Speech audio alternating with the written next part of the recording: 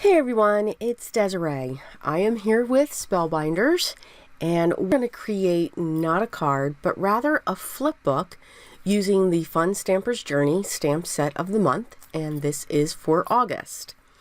This stamp set is actually called Bookworm. I think it's absolutely precious. Look at the little worm. And as always with their stamp sets, there is a die that's available separately. And that is shown here. So there's some of the images, some of the sentiments, and I do really love the sentiments that are in this. And you'll see those throughout. So I'm going to be using to color some of my images the Spellbinders, Fun Stamper's Journey Color Burst color pencils. So they come in some wonderful colors, and it is a set of 48. So this is the steel rule die by Fun Stamper's Journey, and it's called Flip Book. Now, you do need to have a Spellbinders Platinum or a larger size die cutting machine, and that's what the Spellbinders Platinum is. This is not for the Platinum 6. So you do need that full size. So I've gone ahead and cut my pieces ahead of time. So I've made sure I cut them in craft and in ivory. And I also used some of my lightweight chipboard just to make these a little bit more sturdy. Now, if you don't have chipboard, you can certainly use an old cereal box. It's the same weight. So, you know, have your kids eat up the cereal or yourself. And you can just use the box to have for the centers of the cardstock as well. I'm going to use my 3-in-1. This is very similar to the Beacom Fabri-Tac. I do like the way that this would adhere when I'm making a project like this. It is a little bit stronger and it does not warp the paper at all. You can see how much I'm putting on to make sure that I've got a nice, good, solid coverage of the chipboard to the cardstock.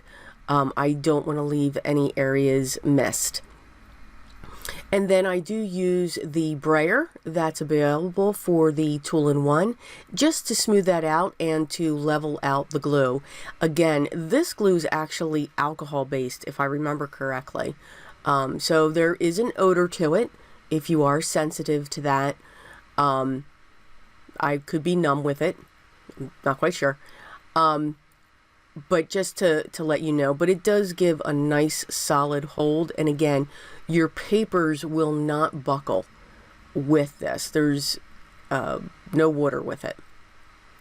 So I'm just going to show a few of the pages that I'm doing here. The rest of them I am going to do off camera, because you can see this is kind of a lengthy video. There's a lot of things that I kept in.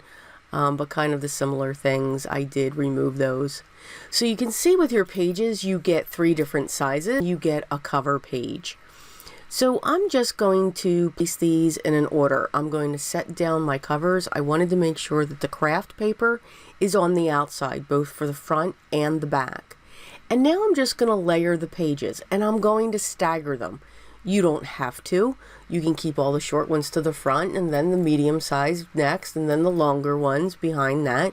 That's fine as well. But this just gives it a little bit of interest as you're flipping through. Plus, I thought it would be easier to flip the pages. It was just a thought. So here I'm going to play with those dies, and this is the cover. So you're going to see I'm going to do a design on the cover. And then you'll see that, now I've really sped this part up because I really didn't want to take any of this out. I'm going to use my archival ink in potting soil, and I'm just going to stamp the images. So for the cover, I'm going to be stamping one of the books and the little tiny worm. Had to have the worm. The worm is too cute. Just to create almost like a pattern paper for the background, and I'm just going to fill this in.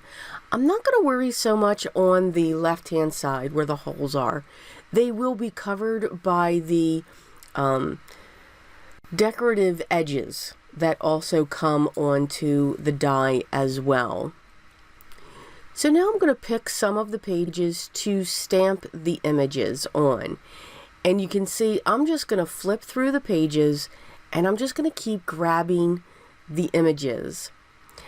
Since these were books and bookworms and stacks of books, books with a coffee, a bookmarker, I just thought it would have been very different. Instead of making a card, which you certainly can, you can make a book that someone can, maybe they want to list out their books that they've read. I know, at least when I was a kid, which is a long time ago, for the summertime, especially when I was in elementary school, they would encourage us to read books over the summer. It was like a competition thing. So this is perfect if they still do that, which I believe they do, where they could list the books that they read in something like this. They can write down the book title and the author, maybe write a little bit of what it was about. It's just another way to keep a memory, keep a thought. So you can see, back to what I'm doing here. So, see, sometimes I get so carried away.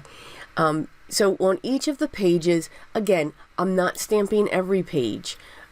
Maybe every other one, maybe one on one side, one on another side, just to give it that difference.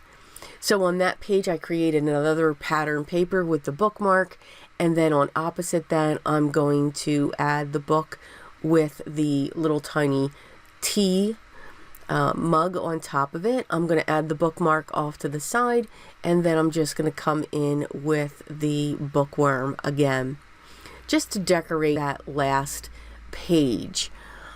Oh, forgot a book. So then on the back, I'm just going to design that as well. So I've got the strip of books that I'm going to put on one side, and then there's the strip of books that look like they're sitting on a shelf, and I'm going to stamp those down in the bottom right hand corner. So all of the stamping is done, and you can see I'm kind of doing this in a production mode. Now I'm not going to keep all of the coloring in, only because that does tend to take a lot of time. What I'm really looking to show you is the layout. It doesn't have to be perfect. Stamp on one page, don't stamp on another.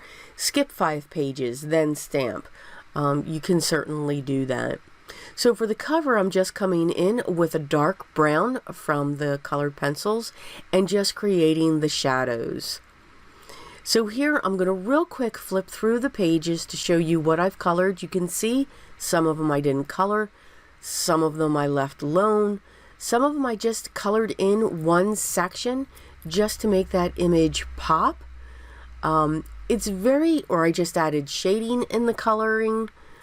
So it's not a full on. Now, again, you can color them completely with whatever medium you're comfortable with. So now that I have this ready to go, I pulled out one of my favorite dies from Spellbinders. Now, all of the products will be linked down below. This stamp and die set is really only available through retail stores. It's not available on their website, and I will link to a store that does still have it available. I found mine through Joann's, and they seem to still have a good selection available. Yeah, those tweezers that I'm using there, not my favorite, just saying. Had a real problem with them, and I couldn't find my favorite ones, so I'm just going to put glue on the back, and of course this says enjoy. Thought it was fitting when it comes to our themes. I did stamp that, or die cut that, excuse me, with ivory and dark brown for the shadow behind it. Once that ready, wow, having a problem here.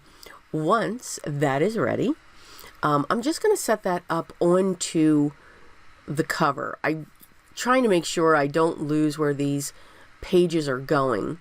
I'm going to grab a sentiment from the stamp set that says just one more chapter. And I'm going to use my scissors just to cut that out. These are the scissors from Fun Stamper's Journey. I'm very much enjoying these. These are a nice, solid pair of scissors. They are sharp. They are extremely sharp. It's a wonderful thing, but for your fingers, it could be bad. Just say. I'm going to ink around that edge of that sentiment, and then eventually I will be inking around all of my pieces now. So these are the edge embellishments for each of the pages. Again, you don't have to use these. It just adds a little bit more texture and dimension to each of your pages. So for the cover, I will place this up on a piece of chipboard. Again, just to give it a little bit more level, instead of using foam squares like we usually do in our cards. I'm actually going to go right onto the chipboard. It gives just enough. Now for that, I am using my art glitter glue, which is fine because it is a smaller space. So I'm not worried. It shouldn't do too much if it warps just a little bit. I'm going to put my glue behind my Enjoy, and then I will use my double-sided foam squares to prop up just one more chapter down in the bottom right-hand corner.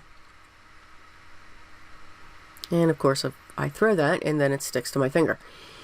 So, the trials and tribulations of crafting. It's a tough one, I know.